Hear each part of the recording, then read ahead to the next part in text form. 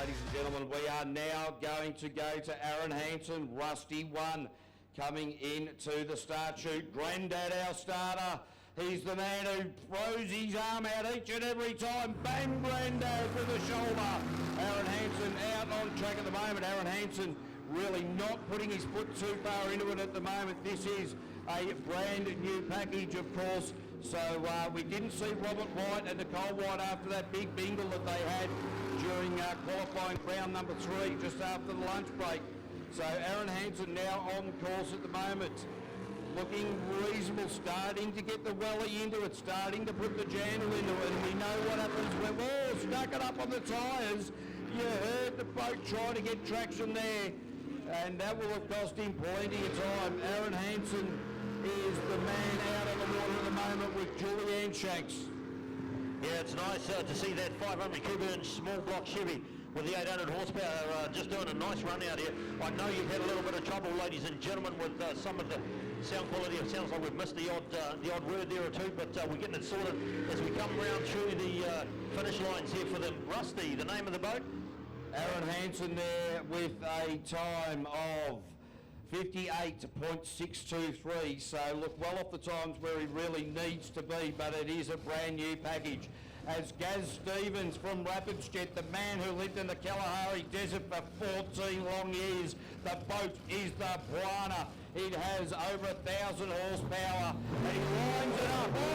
He's got the boat completely clear of the water. That just goes to show the power of this thing. Really getting into it now is Gary Stevens. Yeah, his navigator Damon Murray doing the helping out there. Buana 406 Chevy supercharged engine, 1,000 plus horsepower with the Macraft hull. This is just a great job. This thing's got more throat in it than most of them out here. Boy, what a, he just about banked it. Things aren't quite going as good as it could here for him just through the hairpin, but all that horsepower taking a little bit of handling.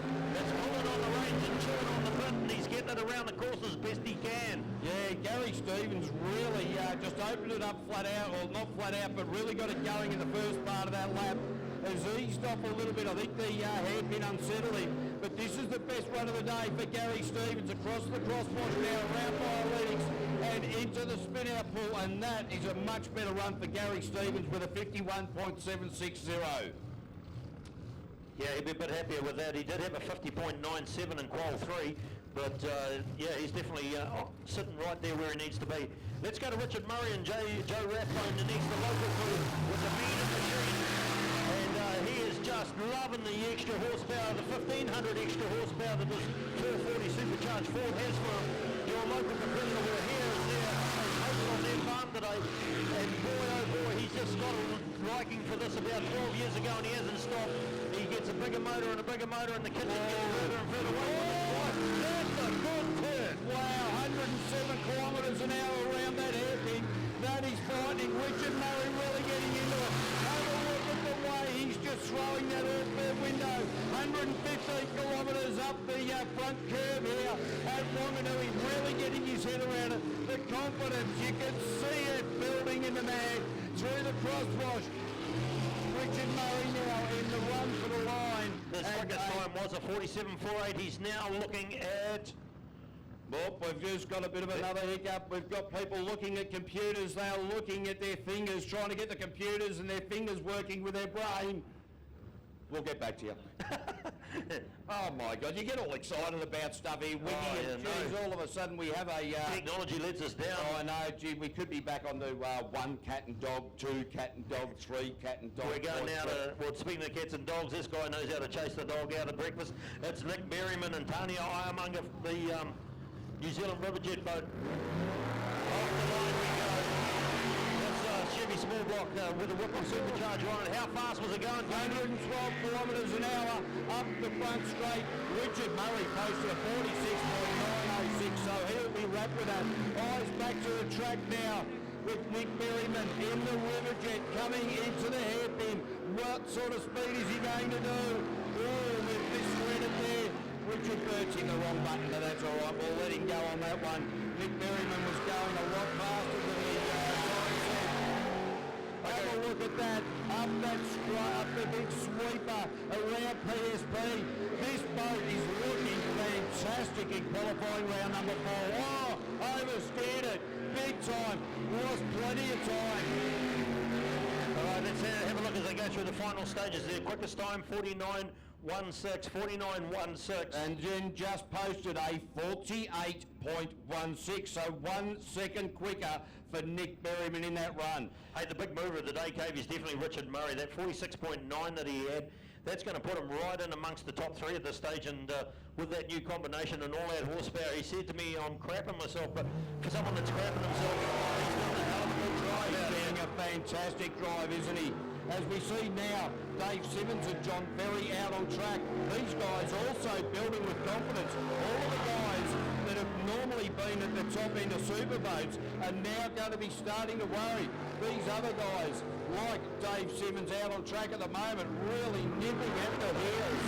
Yeah, it's time. They said to us, we need a changing of the guard at the top, and some of them have put a lot of money and effort and changed their portfolios and changed their drives to try and get themselves into a better position, and I think it's working for some of these players. 6.2 LSA motor putting out 850 horsepower, and I talked to Richard Bird about this the other day, and he said to me, you know, 800 to 900 horsepower is still a good superboat because you can drive it, and that's what they've done with the Blue Flame on the way home. And Dave Simmons now across the line with a 48.524. That is no slouch of a time. That is very good. 2 seconds quicker, Cavey.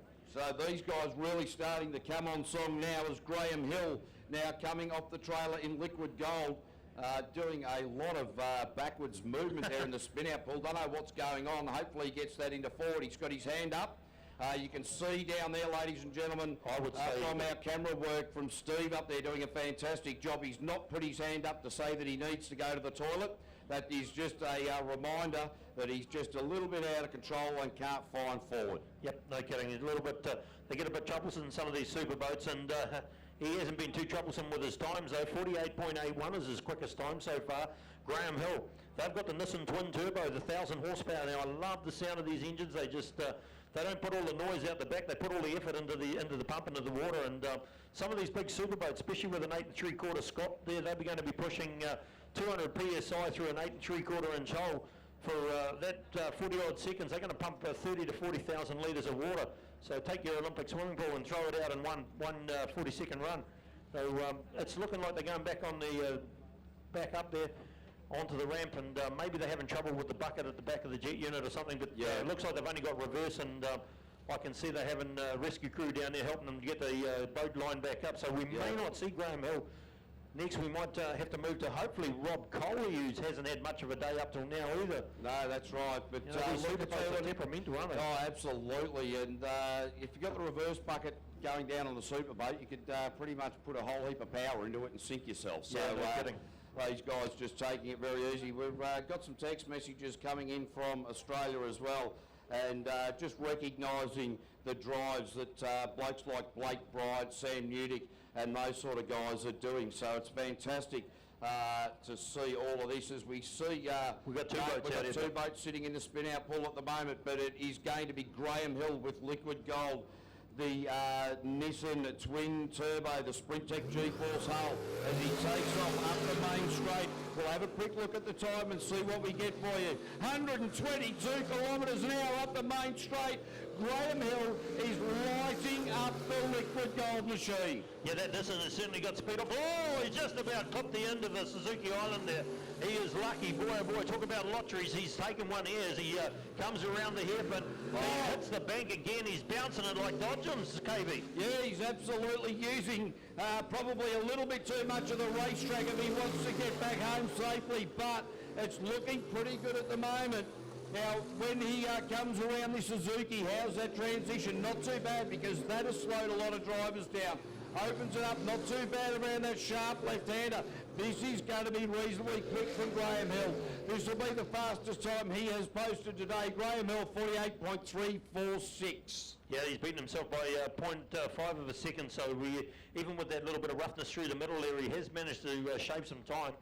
Okay, I'm just going to go and have a chat to Richard Burt, former New Zealand champion. Where do you think Graham could tidy those lines up from, mate? Pretty hard. He's got an animal of an engine there. It is an animal of an engine. So what sort of advice would you give to a bloke like that at this point in the day? Don't know if I could give him advice. Just hang on.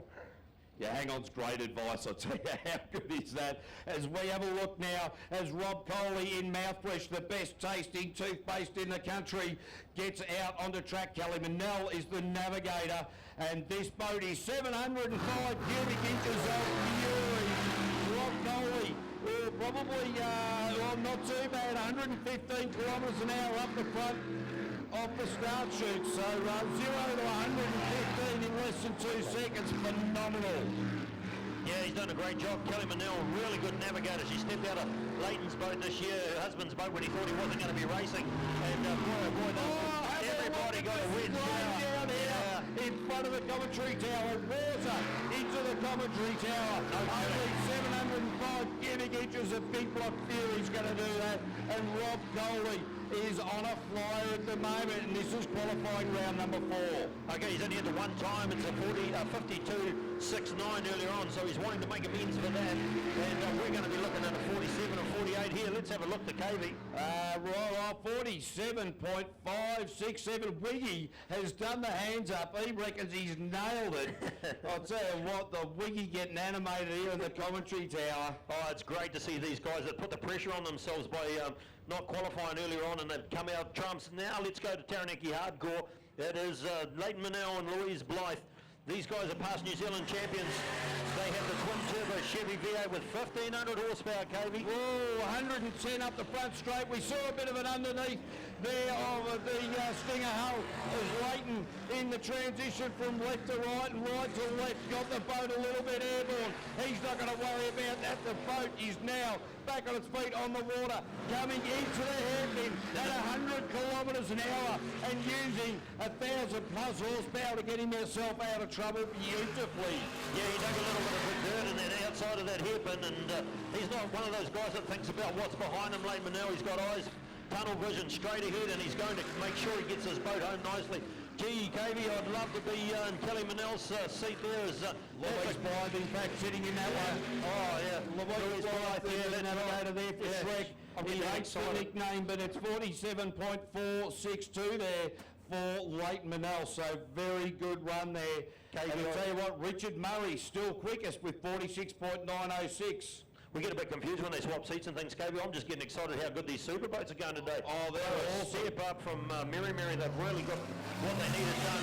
As we look now to Glenn Head and James Hayden in the all-firm window systems boat. Boy, oh boy, 400 cubic inch twin turbo HRE. And this guy's got 1,400 horsepower screaming around the track. Now through the middle we go. Nicer drive than we've seen from him. It's looking really nice and smooth out here as we come around. Here's the hairpin. Can he get around there quietly? Oh, he left it hanging on the bank. Came into the hairpin at 112 kilometres an hour. No wonder he left it hanging at the end. Jeez. That is the quickest. Have a look at the way the steering wheel is up above the bow and above the dashboard there. You can really see when he comes close to your part of the track, ladies and gentlemen, the work that he's going in to keep this Sprint Tech boat on track. And I'll tell you what, all-firm windows, Glen Head, that will be a pretty good run with a 47.352, but still Richard Murray is 0.4 of a second quicker. Can you imagine what's going through Richard Murray's mind now, KV? I know Richard Murray, as do you, mate. Probably not much. No, he'd be really happy. Like, I mean, he just bought that boat this year. It's the champion boat from last season, and to step out of Group A, and in fact, he had a year off last year, to step out and now be sitting at the top of the pack and here in his local track, and he's got a lot of friends out there in Wanganui just supporting him with that 46.9. The man that's got to beat that and has beaten it already today is Peter Coe and Shama Puturanui. They're about ready to enter our track with their 572 cubic inch small block V8 Sprint Tech G-Force. Of course, the sponsors NZ, Trojan, Total Oil, and Sprint Tech. Peter Coe just launching it up the front straight at 119 kilometres an hour. He is a flyer. Not as quick as Graham Hill, but Peter Coe is looking fantastic at the moment around the sweeper at PSP. What sort of speed? Oh, he's eased it right off coming into the hairpin. Hard drive, but still 101 kilometres an hour coming into that part of the track. Isn't it deceiving? But he did back off and found his way around that hairpin really nicely. As we finish off through the PSP island now, round the outside we go. Here comes the Suzuki island. He's a smooth finisher, this competitor. Shama Pukaranui doing the navigation for him. Would have got a big face full of spray just then as the Sprint Tech dug its nose in and threw a wave over the bow. Peter Coey there with a time of... Oh, hang on. Sorry.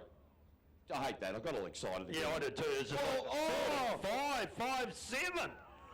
Oh, man, that oh, man. was worth waiting for. 40. Ladies and gentlemen, what a run there in qualifying 4 for Peter Coey. Now we are going to go to top 8. It's finals time.